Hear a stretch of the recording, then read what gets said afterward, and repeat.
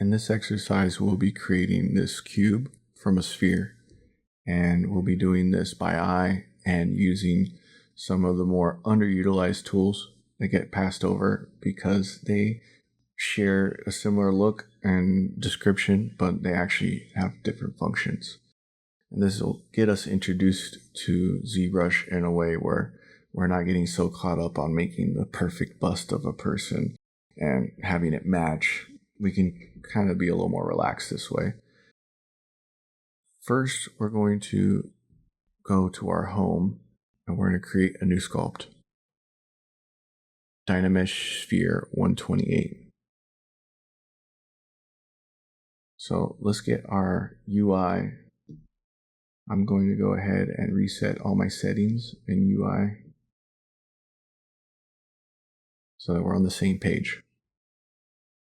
Start with input.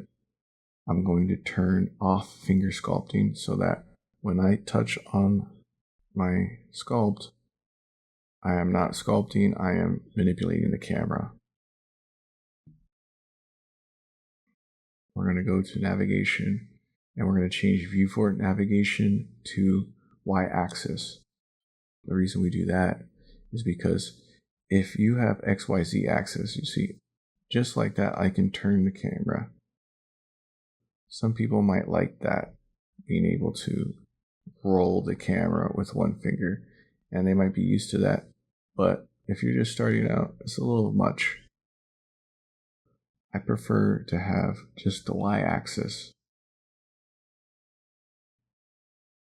To illustrate this, we can pull up our gizmo, and we can see that this up and down arrow is our move y. So that's our y-axis, right?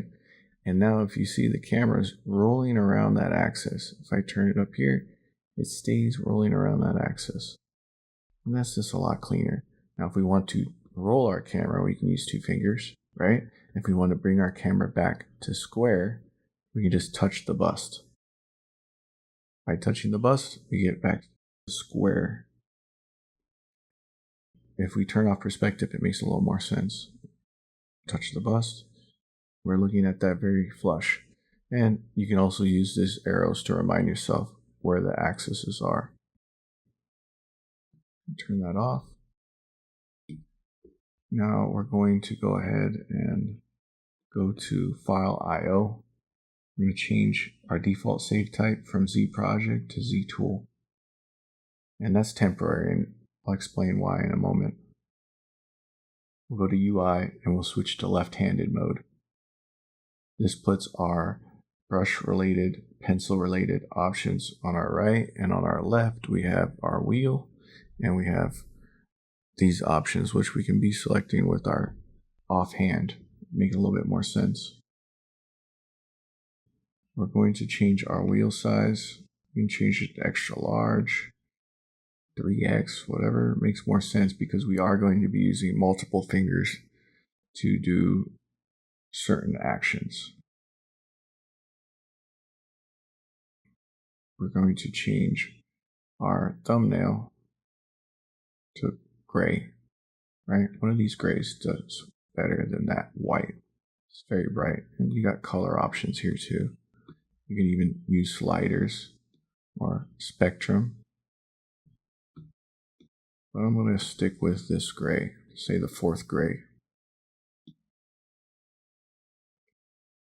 Our menus should be the same. We're missing one. The icon set. So I'm in UI, modifier wheel, icon set, key labels.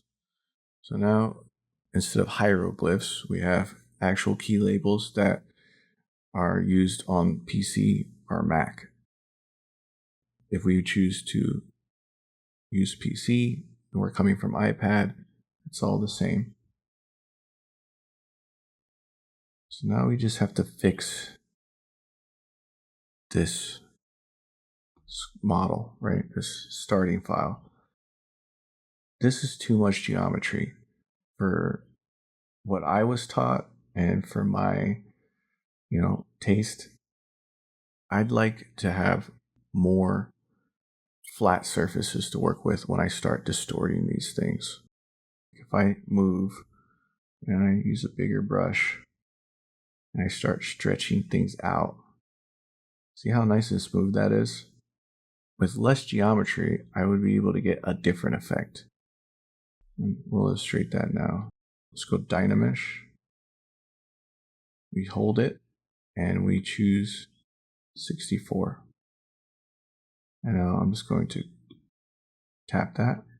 Now, if I were to exaggerate this a little bit, I get these flat faces. And if I pinch this, if I go ahead and grab my pinch brush and I go like that, you'll see I get very distorted faces, but those faces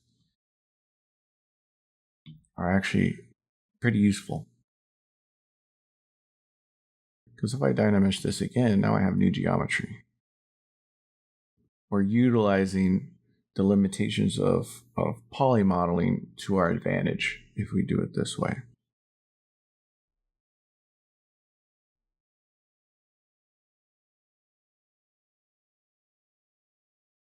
We have our new model, but we want to save it in a way that we can reuse it in the future.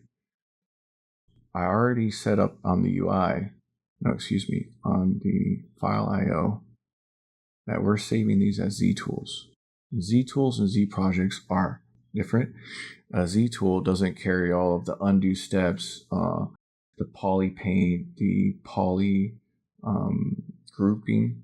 So it's a lighter file. And if you have a very large sculpt that you feel like you've finished and you need to save space, or you want to keep a version of it on your iPad and transfer the much heavier one to your computer, you can save it as a Z tool and it will take up a lot less space because these files can be, 5, 10 gigabytes in size and they add up, especially if you have quick saves.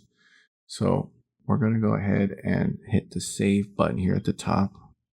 We're going to save this as Dynamesh sphere 64. All right. So now we are going to go to our user settings and go to our default save as and put it back as C project. We're going to save again. Now we're going to save this as our cube. If we go to our home, we go to my sculpts, you'll see that we have Z projects and we have Z tools. Our Z projects has our new cube and our Z tools has our Dynamesh sphere 64.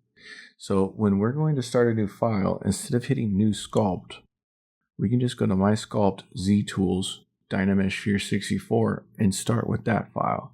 And when we save it, it will save as a project. And if it's a new project, it'll allow you to give it a name. We're going to go back to our projects, select our cube.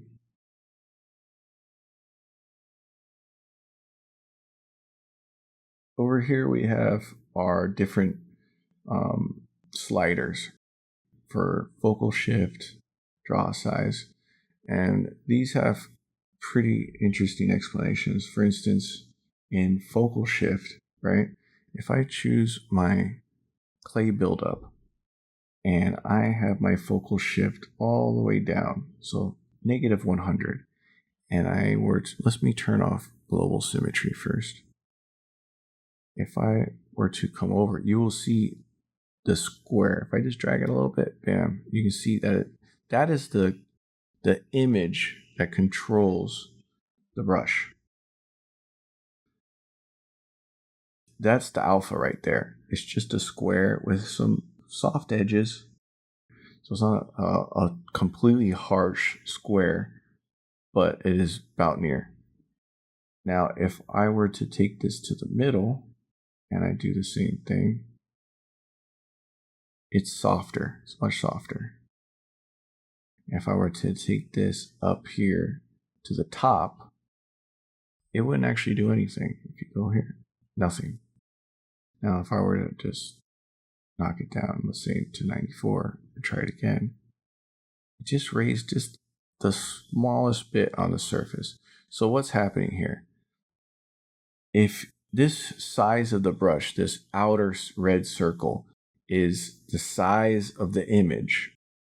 And in the middle, it is basically a little circle that is where the image will be clear, not blurred. If I were to bring this down to here, the square is beginning to be blurred after this inner circle.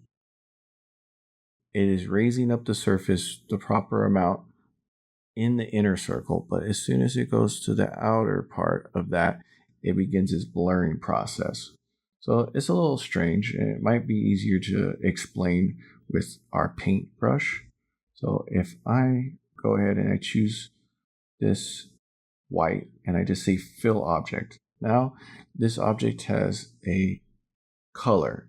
Nothing changed from your perspective, but to the program, it has its color. The skin, the material has been painted white.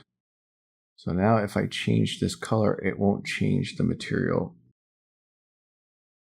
until I start painting. So let me just change my draw size. If I paint on here, it's blurry.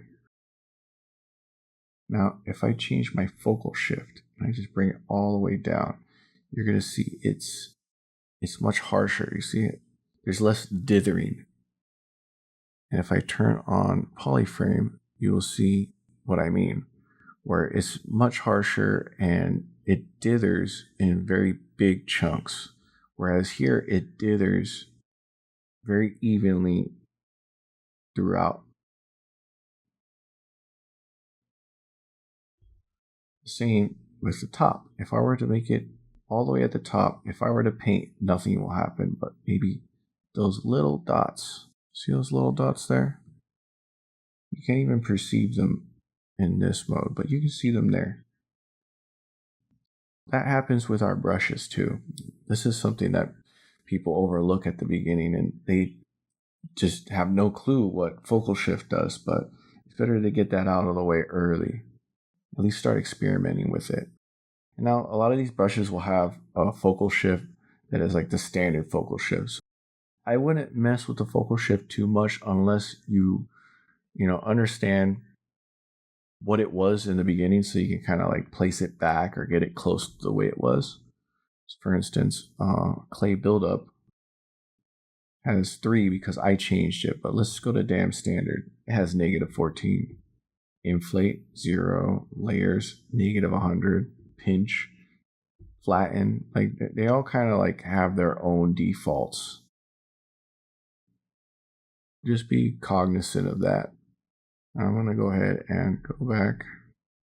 See, when I went back enough, I undid the fact that I filled that object. And that can be a problem sometimes because you don't know what's going on. So you just change this first color back, and now you can proceed to go back and see what you're doing. So it kind of doesn't save that in the same way as it saves in the undo history. It has its own history, which can be overwritten. Now we got our UI and everything more or less set up. The last part of this initial tutorial is creating our own custom toolbar. We're going to drag in these brushes in the same order so that we don't get lost and we're on the same page. Starting off with clay buildup, work my way down to here, crumple. That's my second one. Damn standard.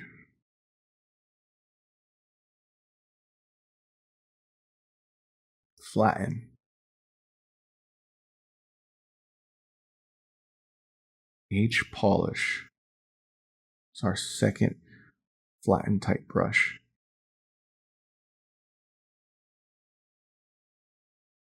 Move.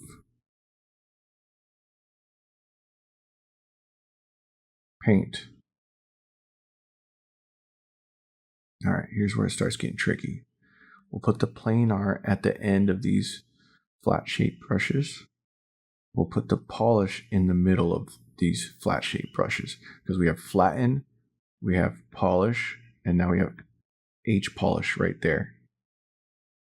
Pinch is going to come after dam standard.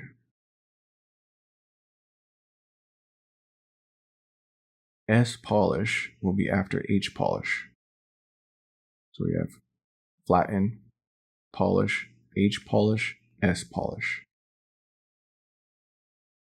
Now we're going to put trim adaptive before planar and trim dynamic after trim adaptive. So that's the brushes we're going to be using to prepare this cube, to square the cube. If you look at your default toolbar, you have these options here, and they're very important. We're going to go ahead and copy them over. So these little bars, actually, the only way you can get one of these guys is from this default toolbar. We'll put this bar, grab the move tool, another bar. Let's go ahead and copy all these over in the same order.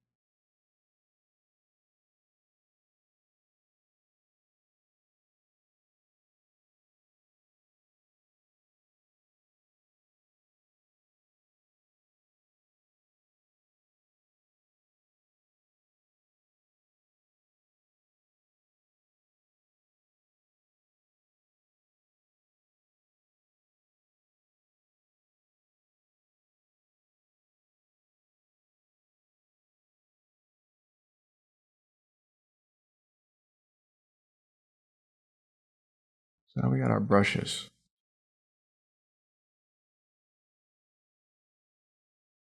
Now we're all set to start squaring this sphere. The first brush we're going to be learning about as we make this is our flatten brush. I just brought my sphere here into the center, made it a little bit bigger, and I tap the face of this bust. And now I know that my camera is completely square with the front of the bust. And I'm going to increase my draw size. If you hold space, you get a quick menu, and the default quick menu has your draw size, focal shift, and so on and so forth. But it's right here too, and it leaves it a little convenient slider here. That slider will stay there as long as I don't shift between these or I touch it again. I got a pretty big brush, so we're going to be making a pretty flat surface here. I'm going to go ahead and work my way around in a circle. You'll see there's kind of like a leading edge to the flattened brush. As I work around, it creates a little bit of a leading edge. So just kind of make this as flat as I can. I'll look at it from the side. It's okay. It's a little bit bigger than it should be, but that doesn't matter. Now I'm going to use the paintbrush, and if I touch on this little color menu and I just change this, the whole model will change because it doesn't have a fill color yet. We'll just go to white, we'll fill the object, and now we will change the brush. Sometimes you have to... Oh, I see. I was trying to grab the circle itself. Should be grabbing inside the square. So now I have a black brush. And you could also just do this. As long as the object is filled, see if I fill it white, fill it black. As long as the object is filled, it's not a problem. So you could just switch back. Again, it's like, in Photoshop. I'm going to go ahead and make my brush small. I want it to remember draw size per brush. I want to make my brush small. And if I go back to my flatten, it should be big still. See, I made my brush smaller and I have the color. So if I draw across the surface, you'll see I got the black. So I'm just going to name this F. This is our flattened side.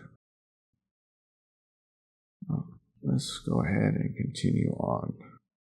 So I'm going to work my way around this bust, starting with the left.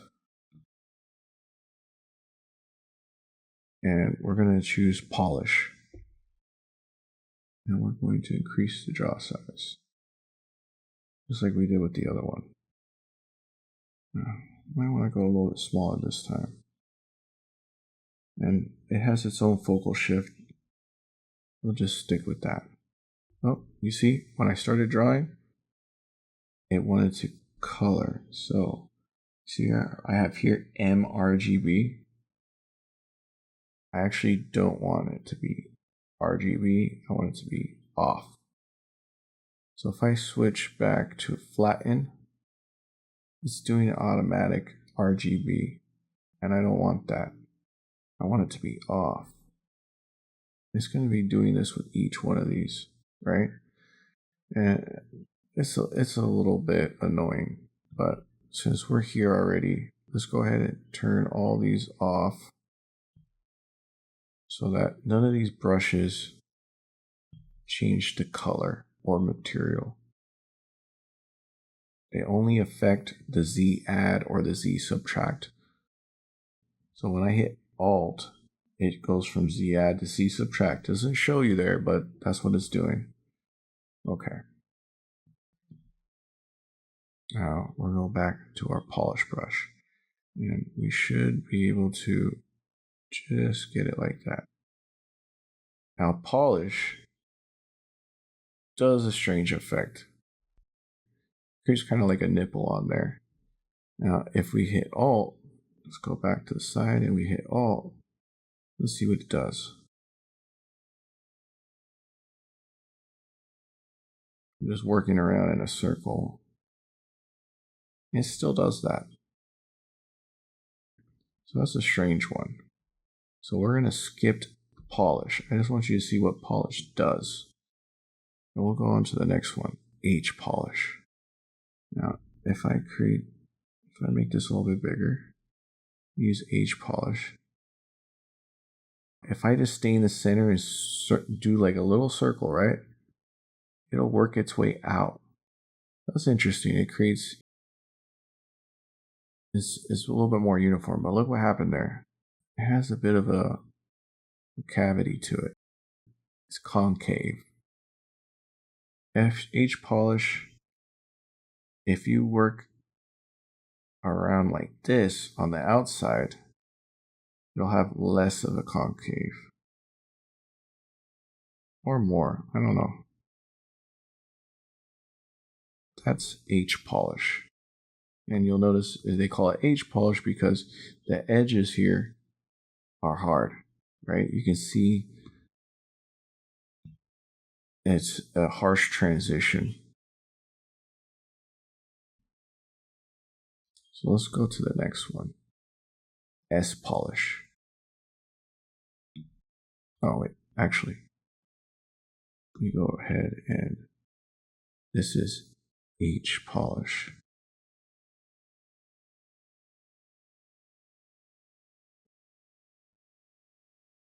Now let's go to S polish.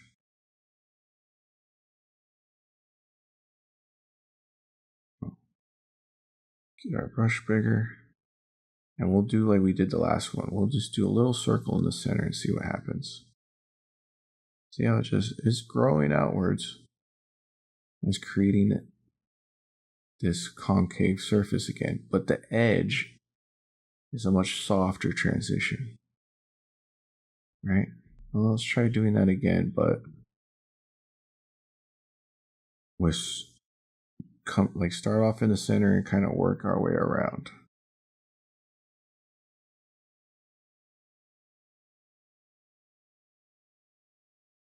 Let's see what kind of effect that created.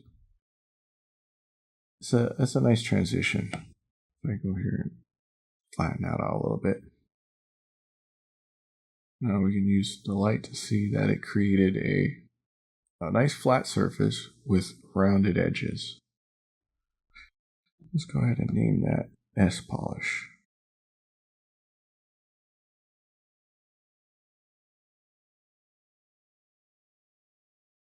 That's S polish.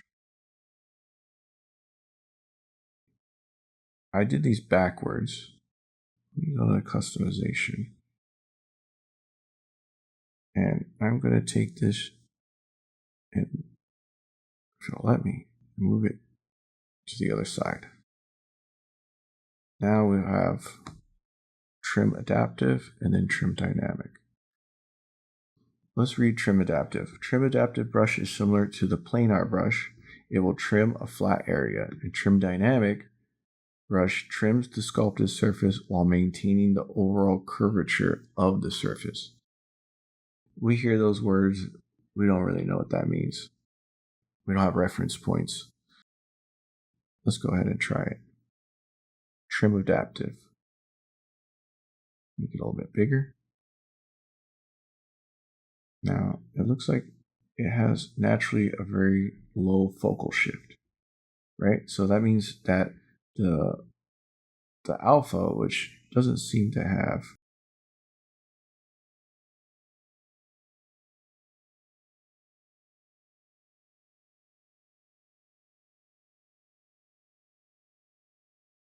let's go ahead, watch that. See, I have to touch the outer edge. And as soon as I touch the outer edge,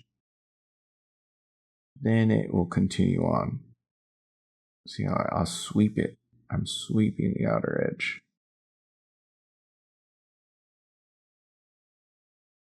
Very interesting brush. It's a little bit more controlled than the other ones because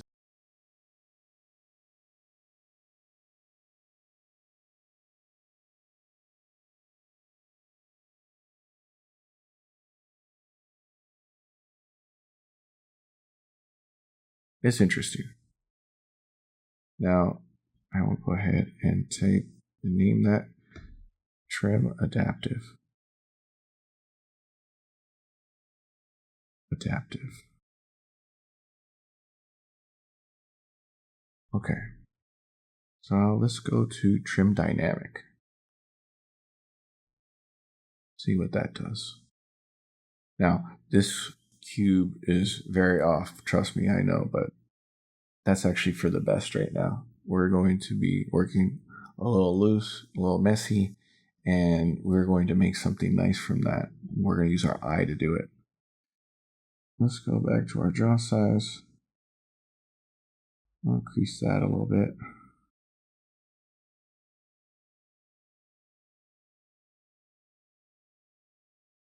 See, if I stay in the middle and I keep doing little circles, nothing. And it has a leading edge. So this behaves very similarly to our flatten brush. Now, I have yet to illustrate one of the main differences yet for both the trim dynamic and the trim adaptive, but I'm about to get there now.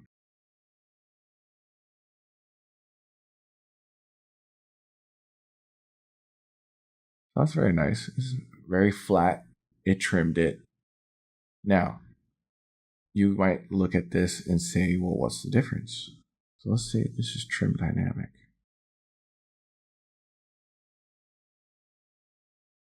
So what's the difference? Let's go back to our trim adaptive. I'm going to start here and I'm going to work my way around this corner. Or even better yet, I'm going to start here and work my way around this one. Start here. If I go in circles, nothing, right? But let's see what happens when I come around the corner. It just cut right into that mesh. As I came around this corner, as soon as I start touching his edge, it just, that's it. Once it chooses its plane, which is the first thing it touches, and it starts coming around, it will just push in. That has its own purpose, right?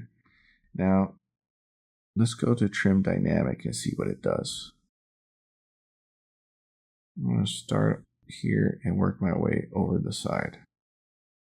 So I start in the front and I work my way over. Look at what that did. It's a very nice beveled edge. I can work that edge. And these are both, different strategies for creating hard surface transitions. A harsh transition and a smooth transition. Or you can say a harsh trim and a smooth trim. The difference between adaptive and dynamic, you'd have to pull out a dictionary to really give me a distinct difference between the two. But here we're seeing a visualization. All right, so now we're left with our last flattening brush. And we will have demystified all of these flattening brushes. I'll make it bigger. I will start in the center. You see what happened there? I'm actually touching in the center and I'm barely moving it. I'm dragging all the way off to the edge and nothing happens. So I touch the center and I drag all the way, nothing happens. So basically every time I touch this, it is shaving off just a little bit.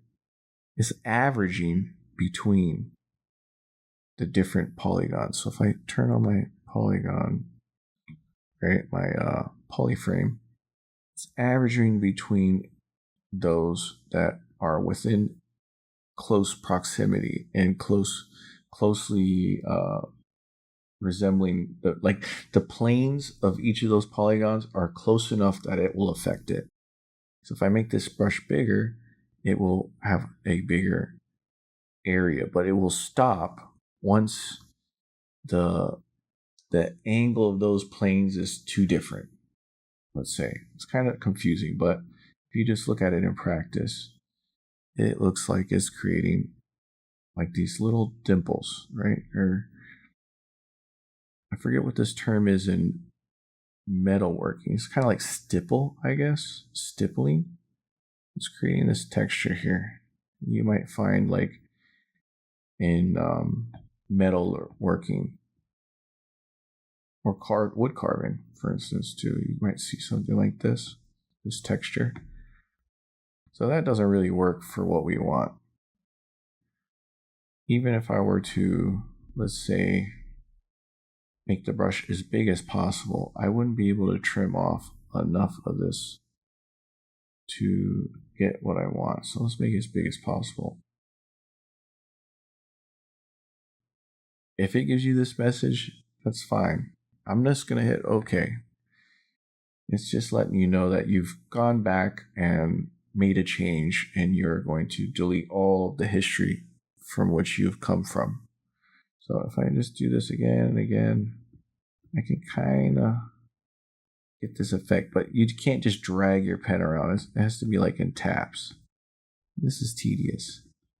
So let's just do quick little taps and kind of leave it with a little bit of an effect there.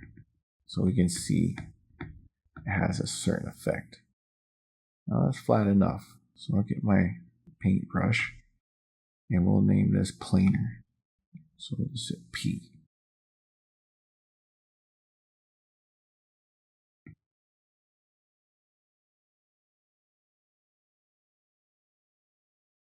So now we have a cube that illustrates some of the differences. We can even go ahead and add the trim adaptive difference. So I'll just a little bit just to illustrate. And then the trim dynamic difference. Just enough to illustrate what it does. And I'm going to go ahead and go to my subtools menu. Now there's two ways to access the subtools menu. You can access it from here, or you can go to palettes, tools, subtools. If you are coming from the computer like I was, I don't know how long I didn't notice that this was here. I was very turned around. Now I'm going to hold down over it. I'm going to duplicate it. Now that I've duplicated it, it's actually on the duplicated version. And I'm just going to name this flatten variations. Okay. And I'm going to hide it by pressing the I. And I'm going to select the main one again. And I'm going to go back.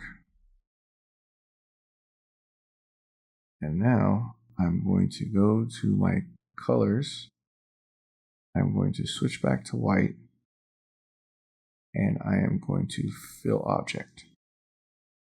That erased all of what I had, but if I want to see it again, all I have to do is go back. Helpful little illustration. Let me go back here, turn on the visibility. All right, so let's get to making this into a cube. Grab our damn standard brush.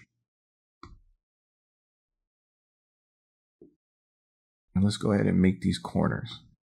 Now this is going to look very ugly, very janky. My brush a little bit bigger, maybe 100. This is going to look very ugly and very janky. Oh, I have to hold Alt. Now, if you know you're going to be holding Alt for a long time, you can actually go to your brush Z sub. You can change it to Z add. See? And now I don't have to hold the Alt at all, which is pretty helpful, especially when you know you're going to be doing the same for a long time.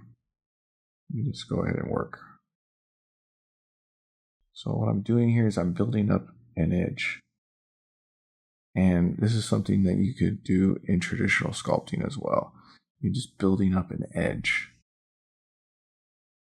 giving yourself some sort of framework.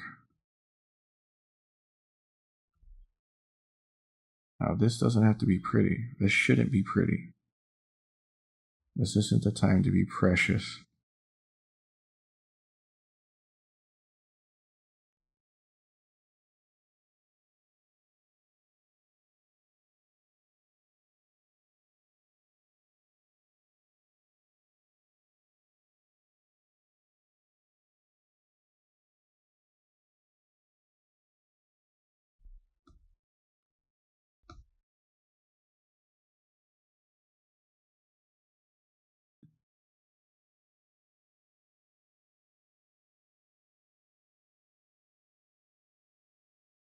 Now we've built up our edge enough.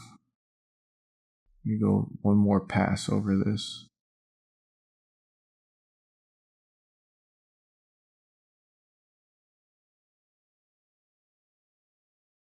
If we had used a sphere that had a lot more geometry, this part might have looked a little bit better, but here's where that pinch tool would benefit from less geometry. So this is my Z add. I don't want to mess with that. I want to change my draw size. So if I take my my Apple Pencil and I pull it away from my screen, I can leave this little guy here and I can actually increase and decrease the size and have a better idea of what I'm working with. Here's where the pinch is going to come in handy and the lack of geometry.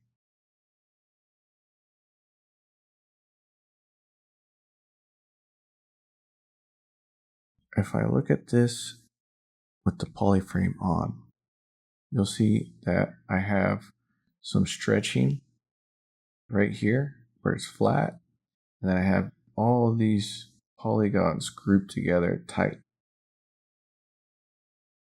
As I work this, it will get more deformed, but the faces will stay relatively flat. And we want those faces to stay as flat as we can keep them, because we're going to be relying on those flat faces soon. So just work around these corners. Sometimes if you just work one side or the other, you can get a pretty decent corner on.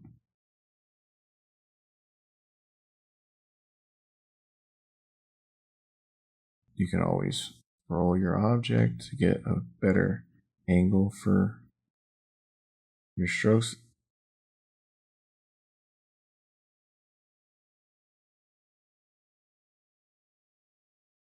Don't do too much on any one corner without doing the adjacent edges, just to keep it from warping. See, I can actually pull this. I can straighten that whole edge out if it got too warped.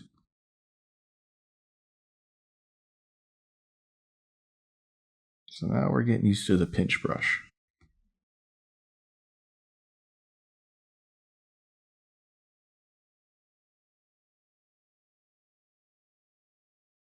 A lot of this is kind of like play because there's no rule book. You just have to get in there and feel it out. The more you do that, the more you'll know instinctually how the brushes will behave and what you can get away with, what kind of effects you can get.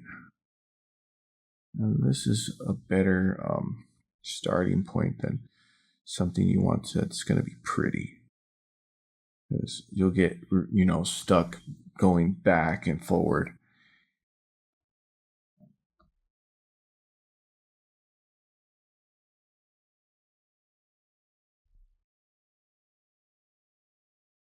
Like I said, we don't have to get too precious with this.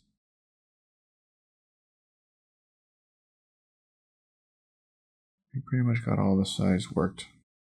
So now we'll see a pretty cool effect. If I turn polyframe on, you'll see we got these edges and it's all grouped up. If we dynamesh this, it will kind of understand that this is an edge, this is an edge, and that's an edge. Now we're not going to do that just yet. I just wanted to show you what we have done. We have tricked the program into working for us. It's giving us an edge where we want. Let's undo that. And now let's utilize the weakness of polymodeling to our advantage. Now we're going to stretch these edges out even further. We're going to use another tool. We're going to be using the move brush. Turn off polyframe. So now we're going to be using this bust in the upper right corner very heavily. We are going to be making this flat. Let's make our brush tool smaller, maybe about that big. And we're going to start exaggerating further yet. So a lot of going back and forth between that. Now, every time let's say I move this down this far, and I move the camera away, and I go forward view again, it's going to make that floor lower. We're trying to keep that floor from going too much further down every time we go around, and because then we'll just be working forever against ourselves. So before we change our face's orientation, try to keep this above the face, above the floor as much as possible. If I make this smaller, I can bring this down, make it so it's just barely touching that bottom. I don't want it to bring it below that.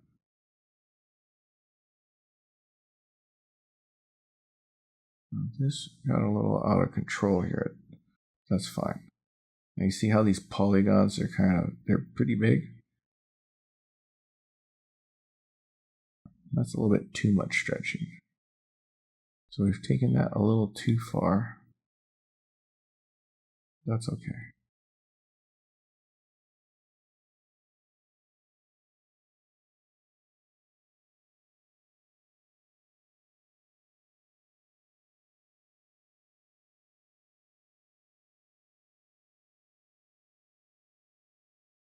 So we're trying to cover up the back of what we can see. And as we go around in circles, eventually we won't be seeing much of the back of anything coming from the front. Let's look at this now. So what do we got here? Looks pretty janky, right? But the sides are the same lengths. So now let's see what we have here. This geometry is being pulled too far. Before we continue, let's go ahead and dynamesh this. Look what we got. A little bit better, right? Let's go ahead and continue on.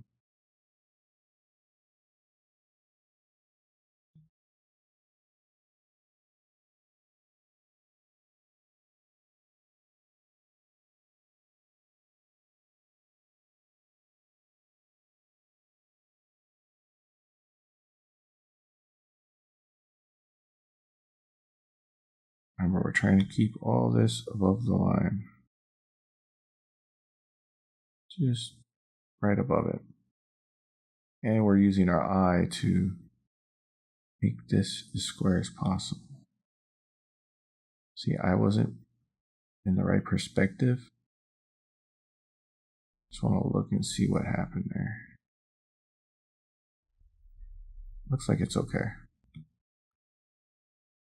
Just make sure that we stay in a flush perspective.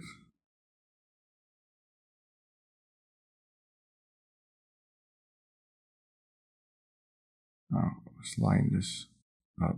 This is more important, this side.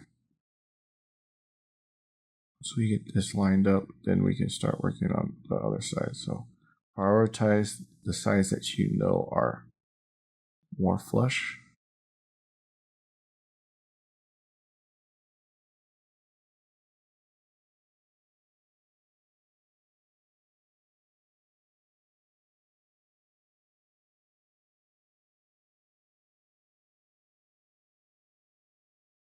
A trick here is I believe you can actually go to, no, not to perspective, to floor grid, and we could turn on, let's say X, no, Z. Now we got the same effect that we have at the bottom. We can use this as a ruler. Basically, it's giving us a floor at the furthest point on the Z axis back. So let's go ahead and do the same thing. Now, we could do this all by eye, but we have this option.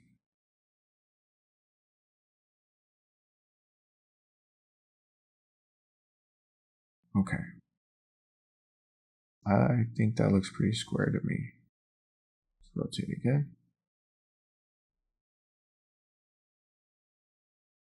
And let's go ahead and turn on the x-axis. Again, we have another floor plane that we can see and use. So we're pretty far off the mark on this one. And that happened because I was being a little extra sloppy. But it's better to illustrate through mistakes than perfection.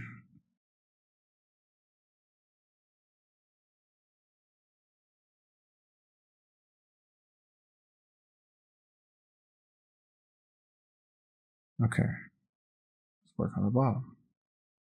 See, we're getting pretty distorted here.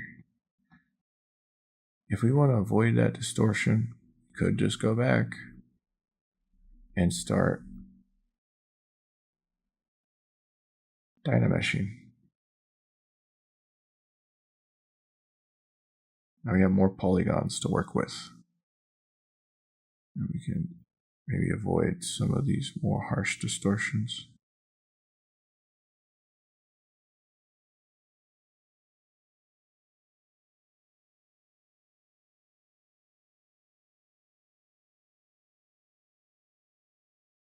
It's looking a little too big on this.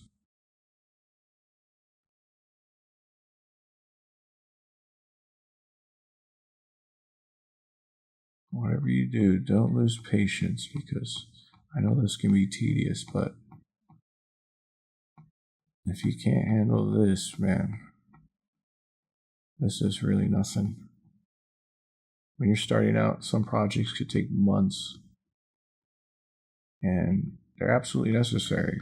You'll learn a lot about yourself through, successive failures, and you have to love the process. And if you're in love with the results, you'll never be able to deal with the process. The process is everything. Without the process, you don't get the results. So, love thy process.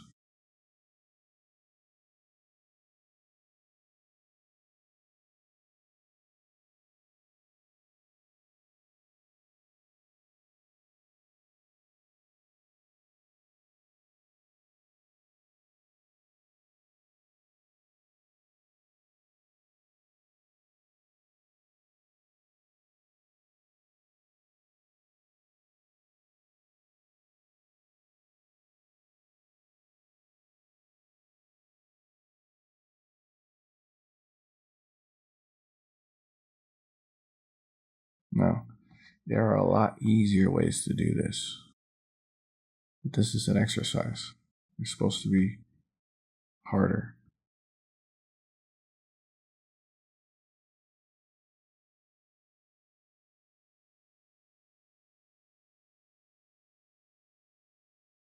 Okay.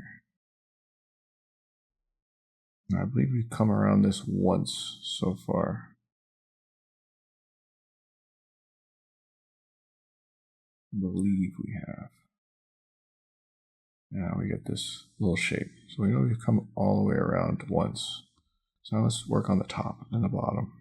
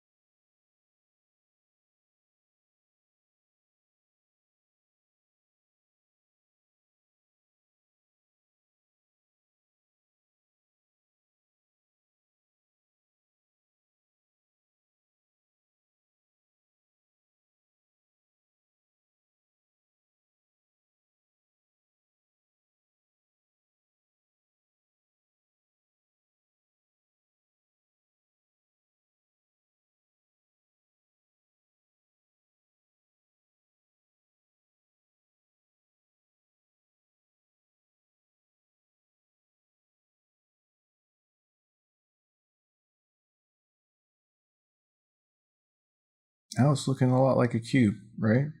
We have these deep faces.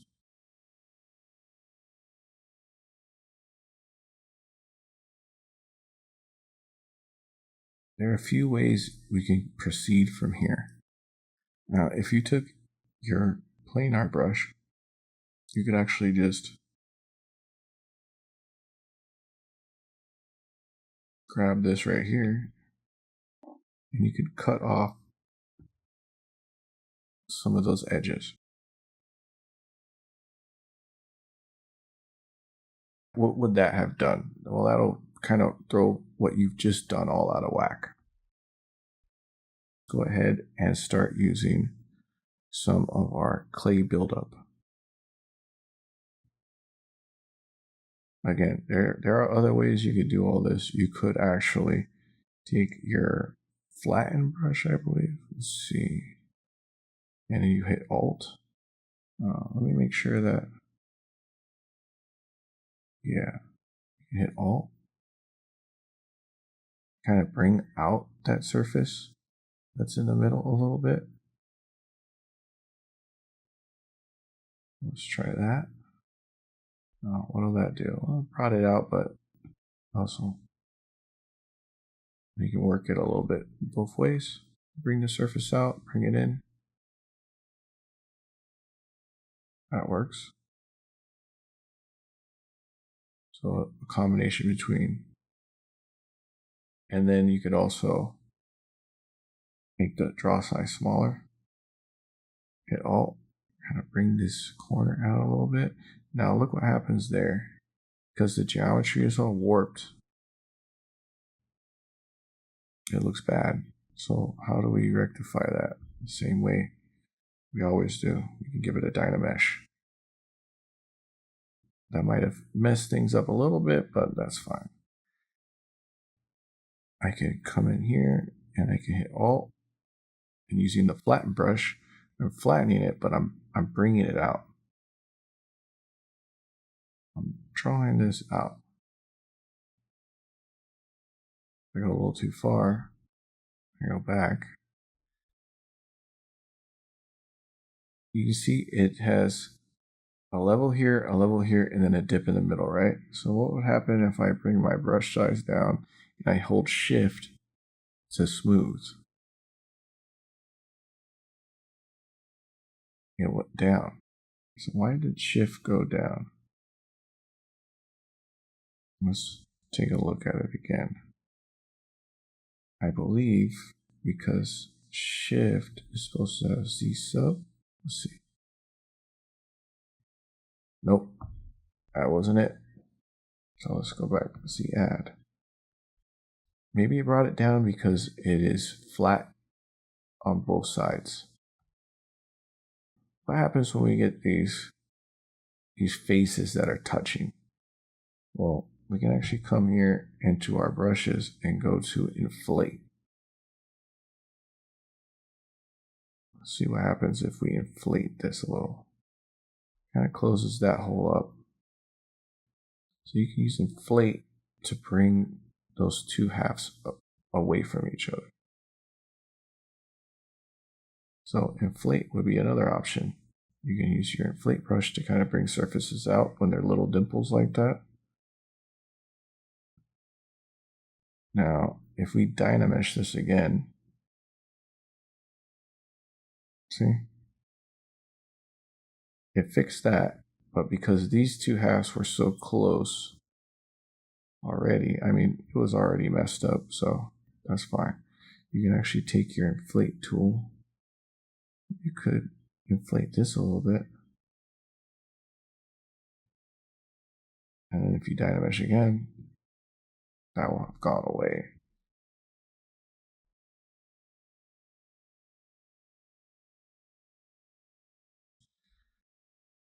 I'm going to go back to using my clay buildup. Kind of bring that out. Okay.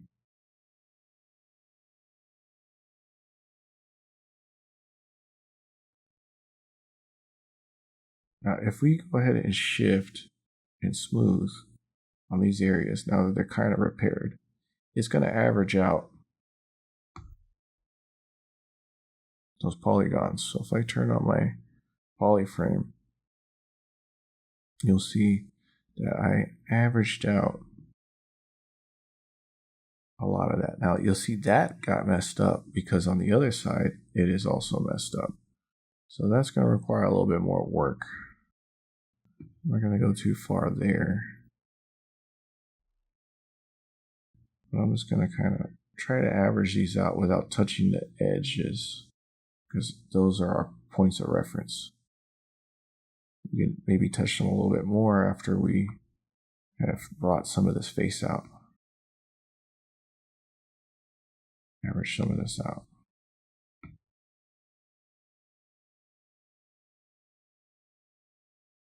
Oh, there goes that face again.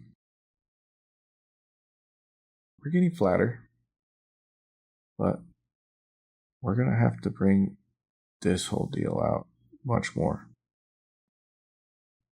We'll go back to our inflate brush, which we might want to add to our toolbar.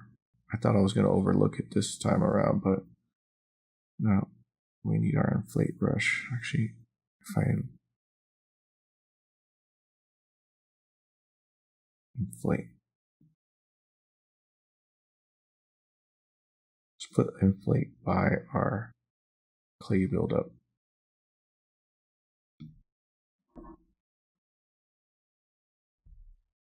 So let's go ahead and inflate this. Bring those polygons away. We can inflate around these edges.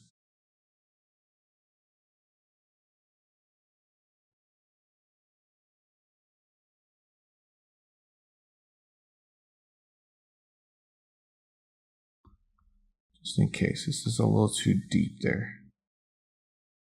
I want to bring those faces away from their opposite sides. Just a bit. Now let's Dynamesh again. Looks like we still have a problem here. Dynamesh again. There. Now we should be able to use the clay buildup and maybe make our clay buildup a little bit bigger. Oh, this is a Z add. Oops.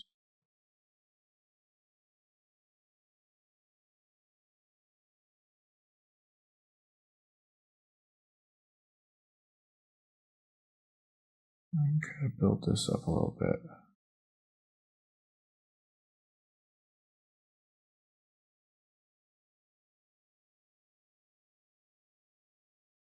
Now I'm still within the poly frame. I shouldn't be there, but come out.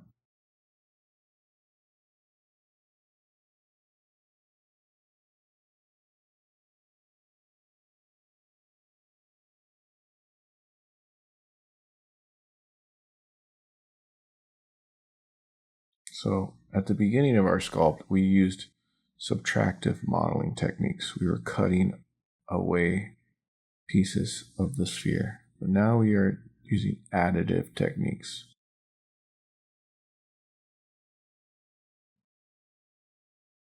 We're just building up patiently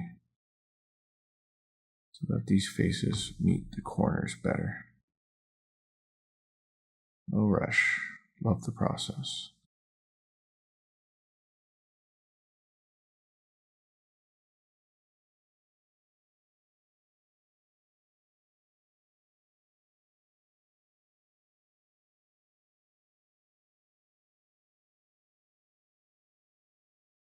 All right. Before we start smoothing these, let's first just work on building up. I'm going to turn off my floors. Sometimes the camera gets a little funky and it won't behave the way you want it to, but that's fine.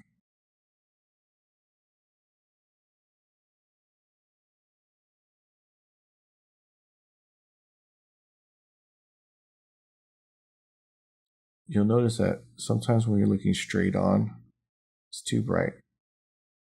We have gold here, and gold is pretty useful for getting flat spots, but it looks better when you work from an angle from the side.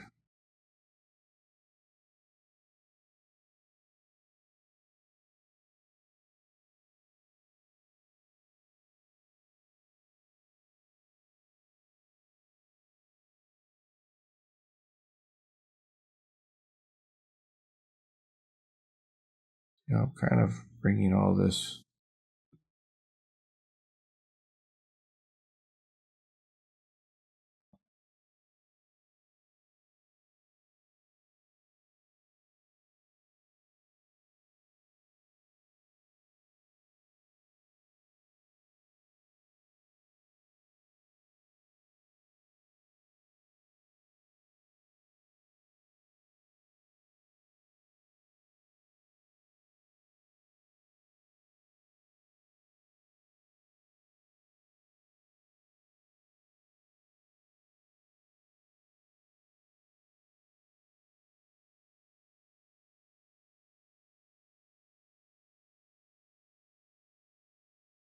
bringing up these low spots.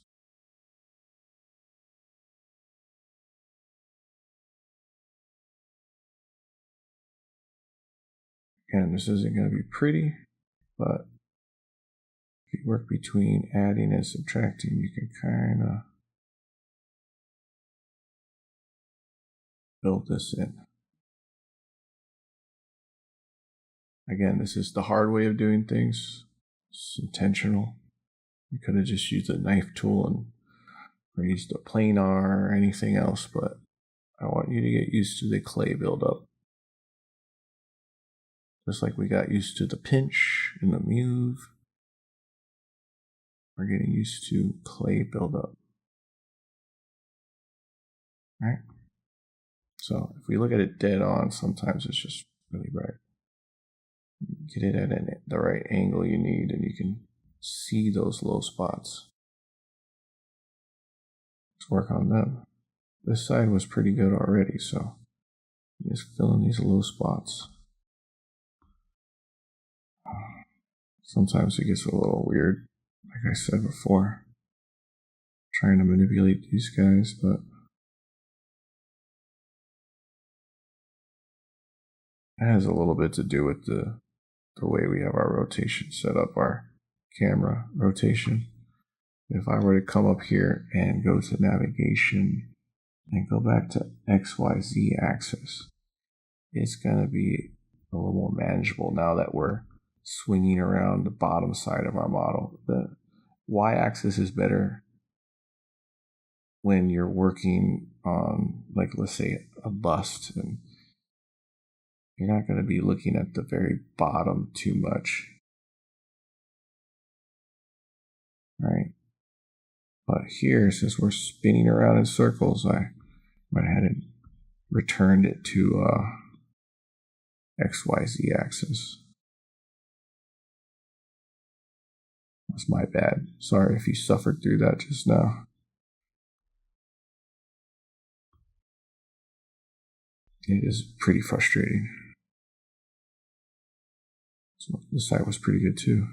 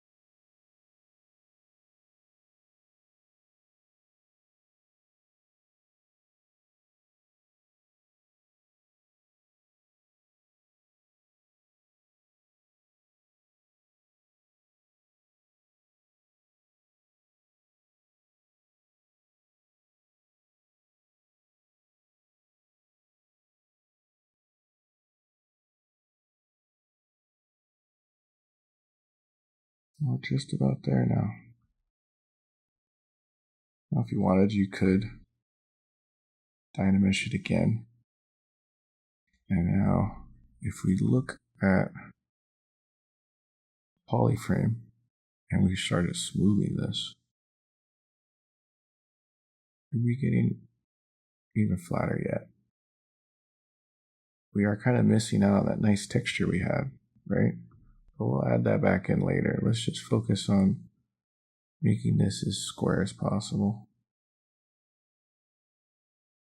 By smoothing out this faces, we're bringing out the low spots.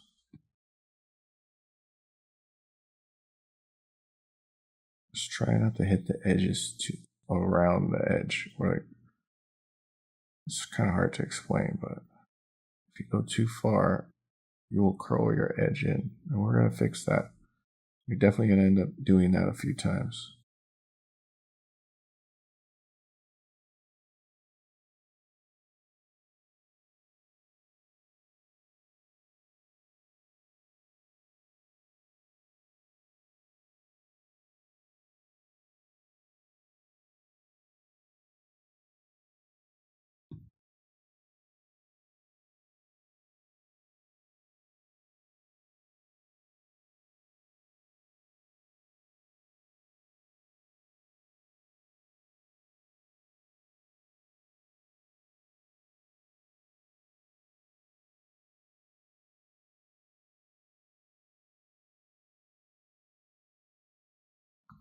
Okay.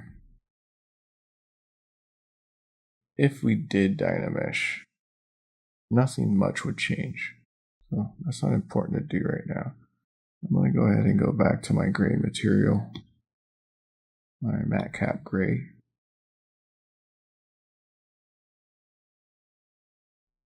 And I'm going to pinch some more. But this time I'm going to try to be a little more careful. Maybe a smaller pinch would do better.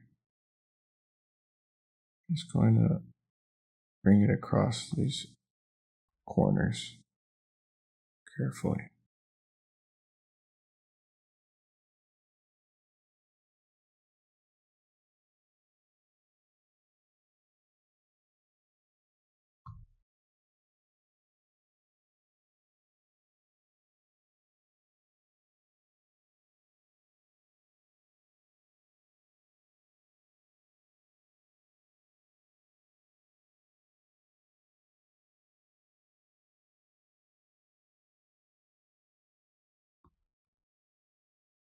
You're going to notice that they're just a little bit warped, right? Now you could actually use the pinch brush to bring that down if you want to. Use the move tool. Pinch works pretty good. The only problem is these corners are not going to be so great with just the pinch tool. So we can switch between pinch and move.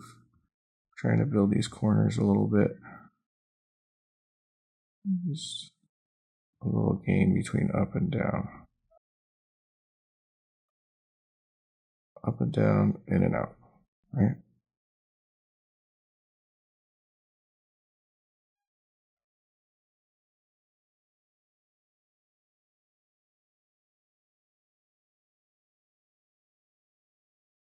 I'm going to try to give these edges a little bit of a treatment. We're going to see a lot of inconsistencies, but that's okay. We don't have to get too precious with that. Matter of fact, if you wanted to, at this point, you could even grab your trim dynamic, I believe.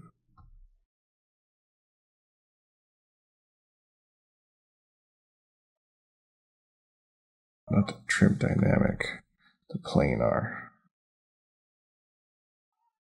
Grab the planar, kind of work your way around. Because we built up the majority of our shape.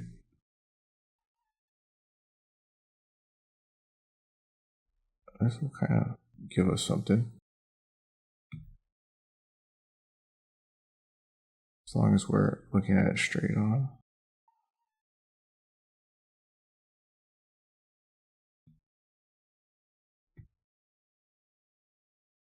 That was a little helpful. It's more of a cube, right? Or we could just live with some of these corners, just work them ourselves. So I'm going to go back to my pinch brush.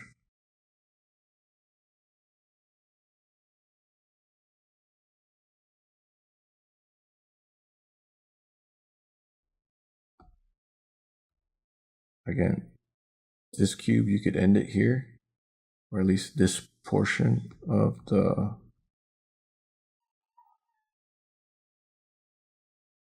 well, how do I put it? We're about to give this cube a treatment. So if you're satisfied with it, you could fast forward or wait until I give this a bit of a treatment. And you'll notice some of this sharp edges will be lost. So it's not entirely necessary.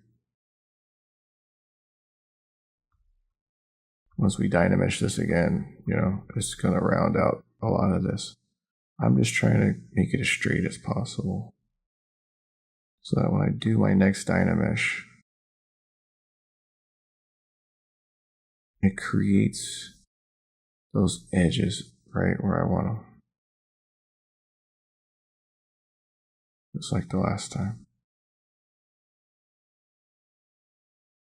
Now, you see I kind of turned that.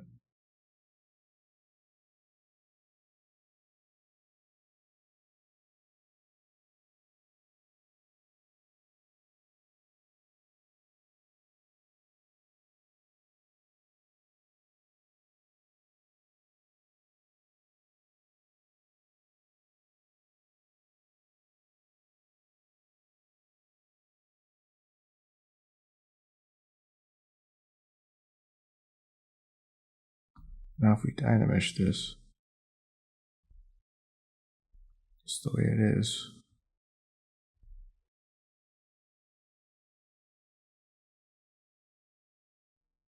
kind of lose some of that sharpness. Oh, this cube has character.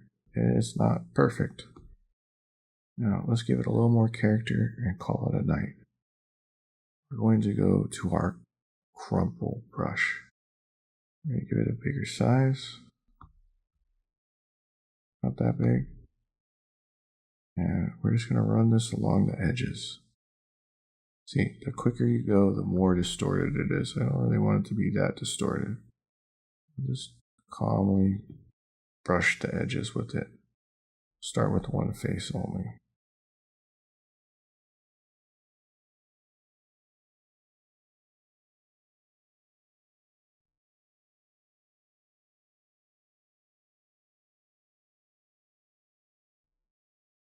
Not too much. Now, in the middle, I'm just going to kind of rub my brush one way and then rotate it another. So I'm rotating it one way and then the other. One way and then the other. Give this nice kind of like a sheetrock, or this is a nice little detail. Work these edges a bit. Again, this doesn't have to be perfect. That was a little too much though. Got a little impatient. This is a funny brush because you might be going the same speed as you were, but for whatever reason it decided to increase the intensity. So you might want to lift the pen up all the way in between strokes so you don't end up having to go back too far if you have to return.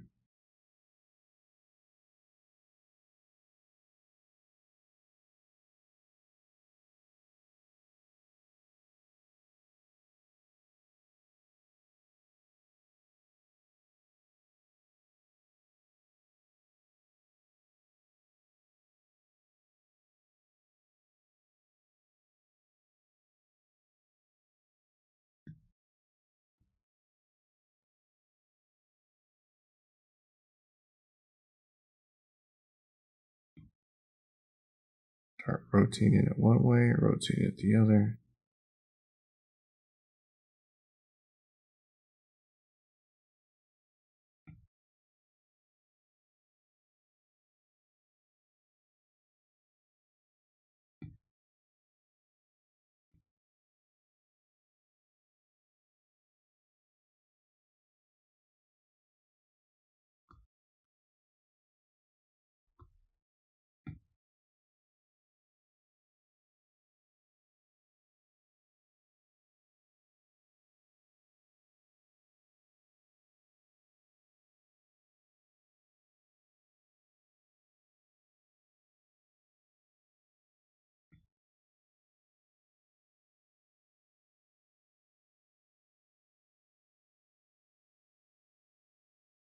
There, we got our cube, right?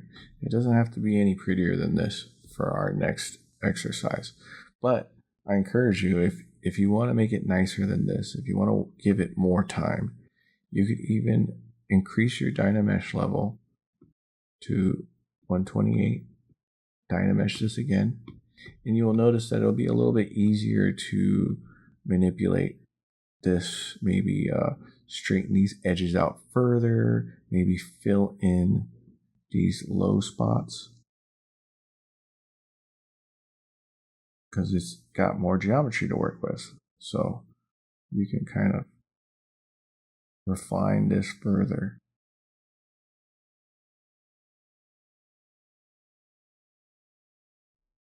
The only thing is, after you've refined this, or even refined it further and then Dynameshed it, 256 or beyond, and you make it, let's say, as mine is. So let me go ahead and just save mine and show you one that I had worked on. I basically brought this up to 300 and something Dynamesh resolution. And then when I was finished, if you can see my polyframe, I brought it down to 256. When we get to our next exercise, I'll encourage everyone, no matter how far you work in on this, to lower it down to 64. You see, when I did that, nothing happened, nothing changed. All you have to do to affect a change when it gets stuck like that is you hold shift, maybe make your brush even smaller, or use a crumple, right? Just affect some type of change. Some type of change that, this is not the right one. Some type of change that won't, make it look too different. Just any type of little change. And if I go and Dynamesh this again, I will go back down to that level. Now I have a very nice cube, right? It still has texture, still has character, but we're going to start at this subdivision level on our next exercise. So you can wait till then, but you could even actually take your cube that has all this resolution and save it as a Z tool like we did before. So you can go here to File IO, Z tool, and we can name this cube 256. So I'm going to go ahead and save it as cube underscore 256. This is my cube that has 256 level of subdivision. That's going to bother me. 256. And if we go back to our home in our Z tools, I now have cube 256. I have my Dynamesh sphere 64. And I can go to my project and I can do the same thing with this cube. I could turn this into a Z tool. Leave it at the higher subdivision level. When we get to the next project, we can deal with it then.